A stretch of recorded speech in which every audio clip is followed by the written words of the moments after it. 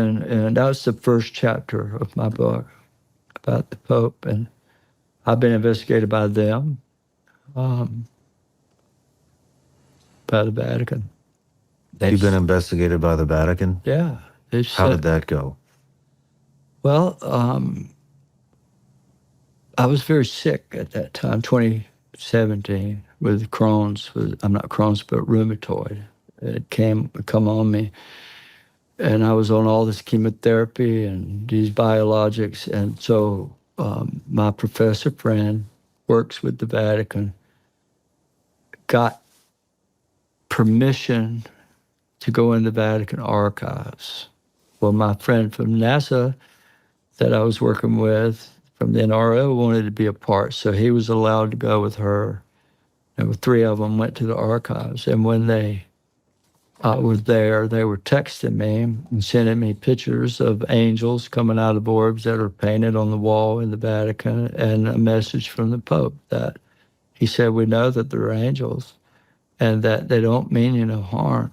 But if you get too close to them, don't let them get too close, because their energy can cause damage to your body. And in fact, we know that St. Francis of Assisi had an orb get too close to him and zapped him, and he died 2 years later from his wounds. And she said, we know for sure in today's lenses it was rheumatoid arthritis, the same thing you got. And so there's a lot of, I've got all the photos and stuff of that. You can see they had a ceremony in my honor. They put my picture in the Pope's picture at the entrance of the Vatican Archives. They placed my picture between the books of Galileo and Copernicus in the archives to be there forever.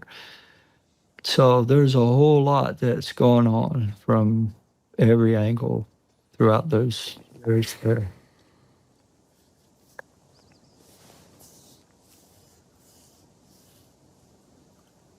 Man, this is fascinating stuff.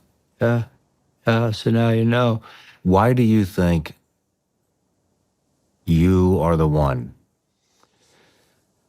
I've been asked that a million times, and I don't like to think I'm the one or any of that. I'm just a simple guy that had a miraculous experience that continues to this day. And with all the government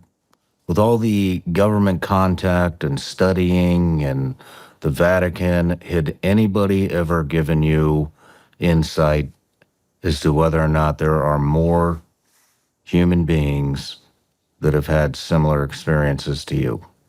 Yeah, and they all relate them back to biblical times. As far as anybody now, I haven't heard, but there probably are.